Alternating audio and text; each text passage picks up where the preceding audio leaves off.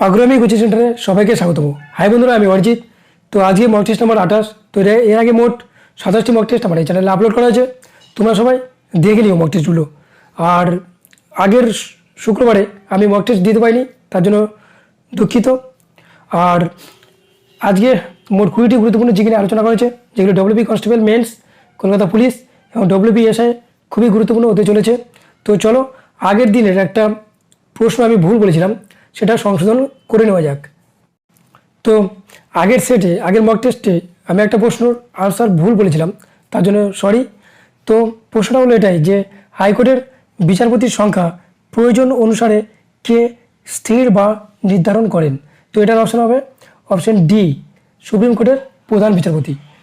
Supreme কোর্টের প্রধান বিচারপতির সংখ্যা প্রয়োজন অনুসারে স্থির বা নির্ধারণ করেন। এটা হচ্ছে হাইকোর্টের বিচারপতির সংখ্যা।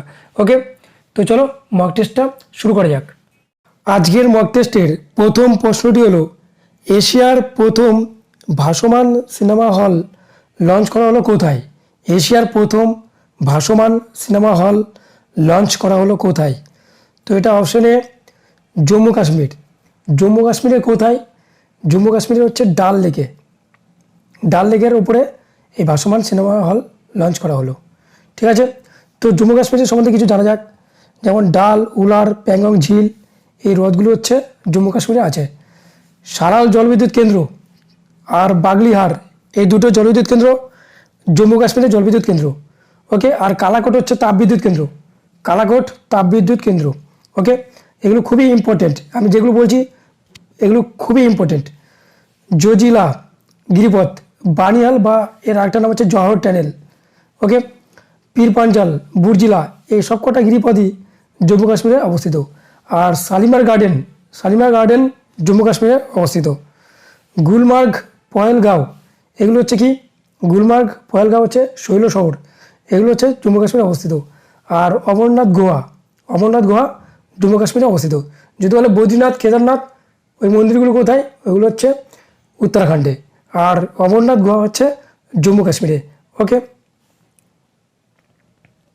পরের প্রশ্ন, ভারতের সবথেকে বেশি লৌহ আকরিক রপ্তানি করে কোন দেশ? ভারত সবথেকে বেশি লৌহ আকরিক রপ্তানি করে কোন দেশে? তো আমেরিকা, চীন, জাপান, রাশিয়া। তো আনসার অপশন সি, জাপানের সবচেয়ে বেশি লৌহ আকরিক রপ্তানি করে ভারত। তো বেঙ্গল আয়রন ওয়ার্কস কোম্পানি, এটা হচ্ছে 1870 কুলটিতে স্থাপন করা হয়েছিল। এটা লৌহ ইস্পাত কারখানা। ওকে, আর TISCO Tata iron and steel company, এটা 1907 সালে জামশেদপুরে স্থাপিত হয়েছিল। ঠিক আছে, আর বিশ্বের Sahara iron and still works 1923, এটা কোথায়? এটা ভদ্রাবতীতে 1923 সালে স্থাপিত হয়েছিল। আর রাউরকেল্লা হচ্ছে উড়িষ্যাতে অবস্থিত, দুর্গাপুর পশ্চিমবঙ্গ, আর ভিলাই ছত্তিশগড়। তো এই তিনটি হচ্ছে দ্বিতীয় পঞ্চবার্ষিকী পরিকল্পনায় স্থাপন করা হয়েছিল। ওকে, রাউরকেল্লা হচ্ছে ব্রিটেনের সহযোগিতায়, রাউরকেল্লা জার্মানির সহযোগিতায়, দুর্গাপুর হচ্ছে ব্রিটেন, আর ভিলাই হচ্ছে রাশিয়া। ওকে, আর বোকারো হচ্ছে রাশিয়া। তো বোকারোটা হচ্ছে তৃতীয় পঞ্চবার্ষিকী পরিকল্পনায়। আর বিশাখাপত্তনম কোথায় আছে? বিশাখাপত্তনম অন্ধ্রপ্রদেশে, এটা একটা স্টিল কারখানা, লৌহ ইস্পাত কারখানা। আর সালেমও একটা লৌহ ইস্পাত কারখানা, সেটা কোথায় আছে? তামিলনাড়ুতে। তো এই বিশাখাপত্তনম আর সালেম, এটা হচ্ছে চতুর্থ পঞ্চবার্ষিকী পরিকল্পনায় স্থাপন করা হয়েছিল। ওকে, পরের প্রশ্ন, ডুরান্ড কাপ 2021 জয়ী হলেন কোন ফুটবল দল? তো ডুরান্ড কাপ শব্দটি ফুটবল খেলার সঙ্গে যুক্ত। তো এটা হচ্ছে জয়ী হয়েছে অপশন এ, এফসি গোয়া জয়ী হয়েছে। কাকে হারিয়ে? মোহামেডান স্পোর্টিং ক্লাবকে 1-0 গোলের ব্যবধানে জয়ী হয়েছেন এফসি গোয়া। ওকে, তো 16টি দল অংশগ্রহণ করেছিল, 16টি ক্লাব। আর এটা 1888 সালে উত্তরাখণ্ডের সিমলাতে প্রথম এটা চালু হয়েছিল, মানে প্রথম শুরু হয়েছিল। আর এশিয়ার সবচেয়ে পুরনো টুর্নামেন্ট এই ডুরান্ড কাপ। ওকে, পরের প্রশ্ন, ভারতের বৃহত্তম বহুমুখী নদী পরিকল্পনা কোনটি? তো ভারতের বৃহত্তম বহুমুখী নদী পরিকল্পনা হলো অপশন বি ভাকরা নাঙ্গাল পরিকল্পনা। তো ভাকরা নাঙ্গাল পরিকল্পনা হচ্ছে ভারতের বৃহত্তম বহুমুখী নদী পরিকল্পনা। এটা কোন নদী? এটা হচ্ছে শতদ্রু নদী। কোথায় অবস্থিত? পাঞ্জাব, হরিয়ানা, রাজস্থান সীমানা বরাবর। তো দামোদর পরিকল্পনা কোথায় আছে? দামোদর পরিকল্পনা দামোদর নদ পশ্চিমবঙ্গে। আর নাগার্জুন সাগর হচ্ছে কৃষ্ণা নদীর উপরে, এটা কোথায়? অন্ধ্রপ্রদেশ রাজ্যে। আর রিহান পরিকল্পনা হচ্ছে রিহান নদী, এটা কোথায়? এটা উত্তরপ্রদেশ রাজ্যে। ওকে, পরের প্রশ্ন, সম্প্রতি সরকারি কর্মচারীদের রাজনীতি ও নির্বাচনে অংশগ্রহণ করা নিষিদ্ধ করল কোন রাজ্য সরকার? সম্প্রতি সরকারি কর্মচারীদের রাজনীতি ও নির্বাচনে অংশগ্রহণ করা নিষিদ্ধ করল কোন রাজ্য সরকার? তো এটা অপশন ডি হরিয়ানা রাজ্য সরকার এটা নিষিদ্ধ করলো। তো হরিয়ানা রাজ্যের মুখ্যমন্ত্রীর নাম কি? মনোহর লাল খট্টার। আর রাজ্যপালের নাম হচ্ছে বন্দারু দত্তাত্রেয়। তো হরিয়ানাকে দুধের বালতি বলা হয়। ওকে, তো এখানে বেশি দুধ উৎপাদন হয়, এর জন্য এই রাজ্যকে দুধের বালতি বলা হয়। তো 1966 সালে পাঞ্জাবকে ভেঙে পাঞ্জাব আর হরিয়ানা রাজ্য তৈরি করা হয়েছিল। সুলতানপুর পাখিরালয় কোথায় আছে? হরিয়ানা রাজ্যে আছে। শীষমহল, শীষমহল মোগল যুগের একটা স্থাপত্য, এটাও কোথায় আছে? হরিয়ানাতে আছে। আর হরিয়ানা হচ্ছে প্রথম একটা রাজ্য যেখানে সব জায়গায় বিদ্যুতীকরণ করা হয়েছে, সবার প্রথম, ভারতবর্ষে সবার প্রথম। ওকে, আর আমরা যে ইতিহাসে পড়ি পানিপথের প্রথম যুদ্ধ, পানিপথের তৃতীয় যুদ্ধ, পানিপথের দ্বিতীয় যুদ্ধ, এই পানিপথ জায়গাটা কোথায়? এই পানিপথ জায়গাটাও হচ্ছে হরিয়ানাতে আছে। আর কুরুক্ষেত্রের যুদ্ধ, মানে মহাভারতে যে কুরুক্ষেত্রের যুদ্ধ হয়েছিল, ওই কুরুক্ষেত্র জায়গাটা হচ্ছে হরিয়ানা রাজ্যে আছে। ওকে, দুটো খুবই ইম্পর্টেন্ট। পানিপথ আর হরিয়ানা কোথায় আছে? পানিপথ আর হচ্ছে কুরুক্ষেত্র, এই দুটো জায়গায় আছে হরিয়ানাতে। ওকে, পরের প্রশ্ন, ফেরিক অক্সাইডে লোহার যোজ্যতা কত? তো ফেরিক অক্সাইডে লোহার যোজ্যতা হচ্ছে অপশন এ +3। তো এই ফেরিক অক্সাইডের এই যোজ্যতা হচ্ছে এই 3 আর ওয়ের যোজ্যতা হচ্ছে 2। ওকে, তাহলে ফেরিক অক্সাইডের লোহার যোজ্যতা কত? লোহার যোজ্যতা হলো 3। পরের প্রশ্ন, 2021 বুকার প্রাইজ কে পেলেন? তো 2021-এ বুকার প্রাইজ কে পেলেন? তো 4টে অপশন আছে। তো option D Damon Galgut. Damon Galgut 2021 Booker prize পেলেন। দি প্রমিস উপন্যাসের জন্য এবছর বুকার প্রাইজ পেলেন দক্ষিণ আফ্রিকার ঔপন্যাসিক ড্যামন গালগাট। ওকে, তো চলো বুকার প্রাইজের সম্বন্ধে কিছু জানা যাক। পুরস্কারটি 1969 সাল থেকে প্রবর্তন করা হয়, যার উদ্দেশ্য ছিল ইংরেজি ভাষায় মানসম্মত উপন্যাস রচনায় উৎসাহ প্রদান করা। সাধারণত যিনি বিজয়ী হন তিনি 50,000 ইউরো পেয়ে থাকেন, আর যারা সংক্ষিপ্ত তালিকায় থাকেন ওনারা 2500 ইউরো করে পান। শুরুতে এই পুরস্কার নাম ছিল দ্য বুকার প্রাইজ, যার দায়িত্ব ছিল বুকার ম্যাককনেল। ওকে, তবে 2002 সালের পর স্পন্সরশিপ চলে যায় ম্যান গ্রুপের কাছে, তখন থেকেই ম্যান বুকার নামকরণ করা হয়। পরের প্রশ্ন, আইন অমান্য আন্দোলন কোন গভর্নরের সময় হয়েছে? তো আগে জানতে হবে আইন অমান্য আন্দোলন কত সালে হয়েছে। তো আইন অমান্য আন্দোলন হয়েছে 1930 সালে। ওকে, 1930 সালে আইন অমান্য আন্দোলন হয়েছে। তো লর্ড চেমসফোর্ড 1916 থেকে 21 পর্যন্ত লর্ড চেমসফোর্ড। আর লর্ড রিডিং হচ্ছে 1921 থেকে 26 পর্যন্ত। আর লর্ড হার্ডিঞ্জ হচ্ছে 1910 থেকে 16-তে। আর লর্ড আরউইন হচ্ছে 26 থেকে 31। তাহলে বোঝা যাচ্ছে যে লর্ড আরউইন তাহলে আইন অমান্য আন্দোলনের সময় গভর্নর ছিলেন। তো 1930 সালে 22 মার্চ 78 জন অনুগামী নিয়ে মহাত্মা গান্ধী গুজরাটের সবরমতী আসন থেকে লবণ আইন শুরু করেছিল। আর 1930 সালের 6 এপ্রিল এই লবণ আইন ভঙ্গ করেছিল, ও এই দিন থেকেই তিনি আইন অমান্য আন্দোলনের ডাক দেন সারা ভারতবর্ষে। তো 1930 সালে 10 এপ্রিল তিনি নারী সমাজকে এই আন্দোলনে যোগ দেওয়ার জন্য আহ্বান জানায় তার ইয়ং ইন্ডিয়া পত্রিকায়। ওকে, তো চলো লর্ড আরউইনের সম্বন্ধে কিছু জানা যাক। তো লর্ড আরউইনের গভর্নর হিসেবে লর্ড আরউইন, তো এই সময় 1928-এ সাইমন কমিশন ভারতবর্ষে আসে, মানে লর্ড আরউইনের সময়। 1930-এ 22 মার্চ ডান্ডি অভিযান সংগঠিত হয়।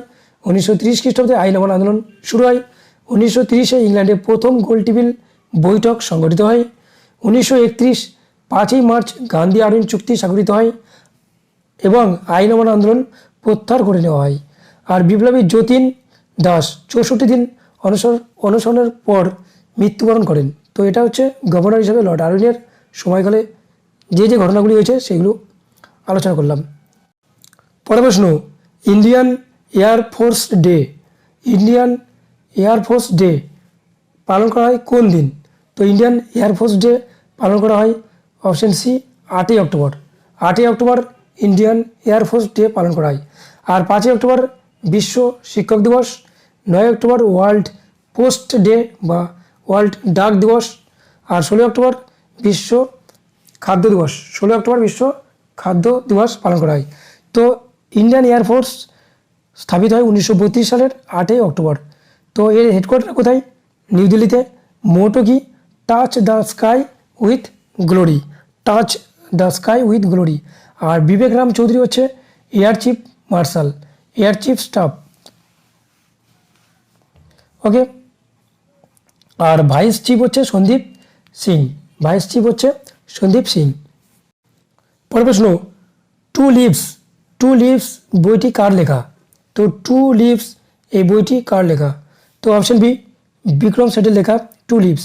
বিক্রম সেঠের লেখা আরও কয়েকটি ইম্পর্টেন্ট বই হলো a suitable boy, an equal music, the golden gate, Arion and the dolphin. তো এগুলো হচ্ছে বিক্রম সেঠের লেখা ইম্পর্টেন্ট কিছু বই। তো চলো আরও 3টি অপশান আছে তাদের লেখা বইয়ের সম্বন্ধে জানা যাক।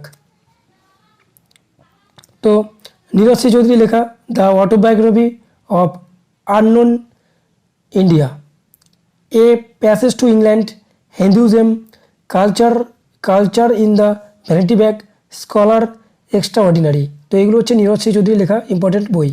আর অমৃত প্রীতমের লেখা death of a city, 49 days, Pinjar, Kagaz te canvas, core কাগজ। এগুলো হচ্ছে অমৃতা প্রীতমের লেখা ইম্পর্টেন্ট বই। আর ভিএস নোবেলের লেখা ইম্পর্টেন্ট বই half a life, a bend in the river, in a free state, a house for mister Biswas, an area of darkness. তো এগুলো ছিল মোট কিছু ইম্পর্টেন্ট এবং গুরুত্বপূর্ণ বই। পরের প্রশ্ন, লাভ ওয়েভ কথাটি কোন ভৌগোলিক ঘটনার সঙ্গে জড়িত?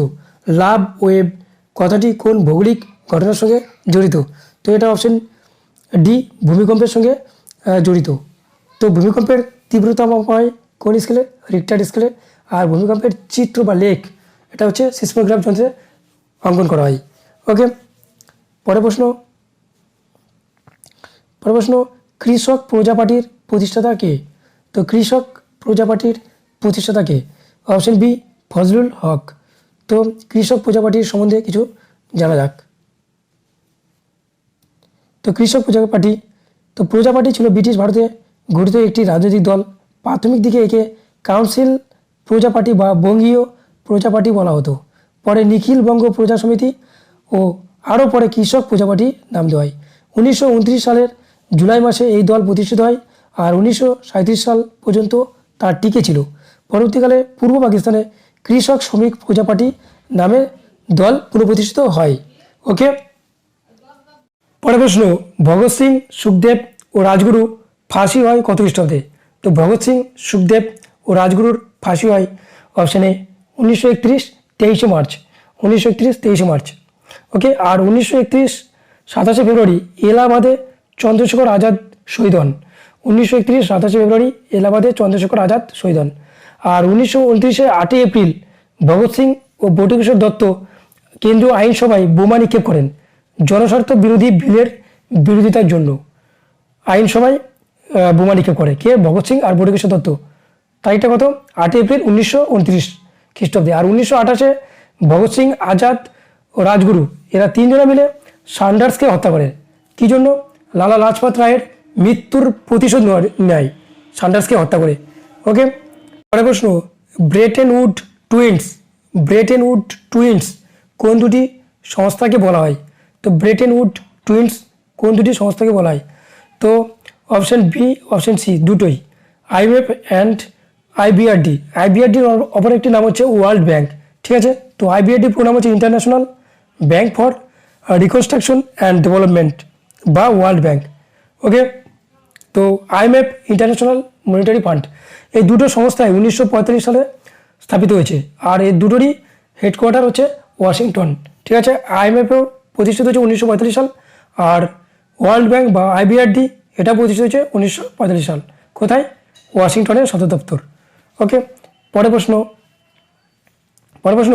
সম্প্রতি ইন্ডিয়ান কোস্ট গার্ডে কোন দেশটি অন্তর্ভুক্ত হলো? না, এটা কোন দেশ হবে না, এটা কোস্ট গার্ডে কোন জাহাজটি অন্তর্ভুক্ত হলো? তো কোন জাহাজ?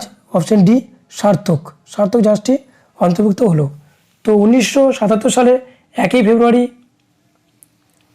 এই ইন্ডিয়ান কোস্ট গার্ড স্থাপিত হয়েছিল। এর হেডকোয়ার্টার কোথায়? নিউ দিল্লি। আর এর ডিরেক্টর জেনারেল হচ্ছে কৃষ্ণস্বামী নটরাজন। পরের প্রশ্ন, মানবদেহের বৃহত্তম অন্তঃকণা গ্রন্থির নাম কি? মানবদেহের বৃহত্তম অন্তঃকণা গ্রন্থির নাম হচ্ছে অপশন বি, থাইরয়েড হচ্ছে বৃহত্তম অন্তঃকণা গ্রন্থি। আর সবচেয়ে ক্ষুদ্রতম অন্তঃকণা গ্রন্থি হচ্ছে অপশন ডি, পিনিয়াল বডি, ওকে। আর যকৃৎ হচ্ছে মানবদেহের বৃহত্তম পরিপাক গ্রন্থি, যকৃৎ। আর প্লিয়া হচ্ছে সবচেয়ে বড় বা বৃহত্তম লসিকা গ্রন্থি, ওকে। পরের প্রশ্ন, ভারতের প্রথম বাজেট গৃহীত হয় কত খ্রিস্টাব্দে? ভারতে প্রথম বাজেট গৃহীত হয় কত খ্রিস্টাব্দে? তো বাজেট গৃহীত হয় 1860 খ্রিস্টাব্দে। তো জেম উইলসন এই বাজেট প্রথম প্রকাশ করে। কোথায় এই বাজেট গৃহীত হয়? কলকাতাতে, ওকে। আর সাধারণ বাজেট থেকে রেল বাজেটকে পৃথক করা হয় 1924 সালে। সাধারণ বাজেট থেকে রেল বাজেটকে পৃথক করা হয় 1924 সালে। আর স্বাধীনতার পর প্রথম বাজেট গৃহীত হয় 1947 সালে 26শে নভেম্বর। 1947 সালে 26শে নভেম্বর। আর সাধারণত বাজেট পেশ হয় ফেব্রুয়ারি মাসের শেষ দিন। বাজেট পেশ হয় ফেব্রুয়ারি মাসের শেষ দিন। আর স্বাধীন ভারতের প্রথম বাজেট পেশ করেন প্রথম অর্থমন্ত্রী আর কে সমক্ষম চেট্টি হচ্ছে প্রথম বাজেট পেশ করে স্বাধীন ভারতের। পরের প্রশ্ন 1822 থেকে 24 এর জন্য ইউএন হিউম্যান রাইট কাউন্সিলের পুনরায় নির্বাচিত হলো কোন দেশ? তো 2022 থেকে 24 এর জন্য ইউএন হিউম্যান রাইটস কাউন্সিলে পুনরায় নির্বাচিত হলো কোন দেশ? তো অপশানে ভারত পুনরায় নির্বাচিত হলো। পরের প্রশ্ন, কোন রাজ্যে কুশীনগর এয়ারপোর্ট উদ্বোধন করলো নরেন্দ্র মোদী? তো কোন রাজ্যে কুশীনগর এয়ারপোর্ট উদ্বোধন করলো নরেন্দ্র মোদী? তো এটা অপশন বি, উত্তরপ্রদেশ। তো উত্তরপ্রদেশ রাজধানী কি? লখনৌ। মুখ্যমন্ত্রী যোগী আদিত্যনাথ আর রাজ্যপাল আনন্দীবেন প্যাটেল। তো এই এয়ারপোর্ট তৈরি করতে খরচ হয়েছে প্রায় 260 কোটি টাকা, ওকে। তো কুশীনগর কার সঙ্গে যুক্ত এটা তোমরা কমেন্ট বক্সে জানাবে। পরের প্রশ্ন, দেহের ভারসাম্য নিয়ন্ত্রণ করে কে? তো দেহের ভারসাম্য নিয়ন্ত্রণ করে কে? অপশন বি, কান হচ্ছে দেহের ভারসাম্য নিয়ন্ত্রণ করে। তো কানের অর্ধবৃত্তাকার নালী আর অটলিত যন্ত্র, এই দুটো হচ্ছে ভারসাম্য নিয়ন্ত্রণ করে। তো এই দুটি কোথায় অবস্থিত? অন্তঃকর্ণে অবস্থিত। তো এই ছিল মোট 20টি প্রশ্নের জিকে মক টেস্ট। তো ভিডিওটি ভালো লাগলে লাইক করবে, আর ভালো না লাগলে ডিসলাইক করবে। তো আমার চ্যানেলে তোমরা যারা নতুন, আমার চ্যানেলটিকে সাবস্ক্রাইব করে পাশে থাকা বেল আইকনটা ক্লিক করে আমার সঙ্গে থাকো আমার চ্যানেলের সমস্ত নোটিফিকেশন সবার আগে পাওয়ার জন্য। তো ভিডিওটি এখানে শেষ হলো। জয় হিন্দ, বন্দে মাতরম। দেখা হচ্ছে পরের ভিডিওতে।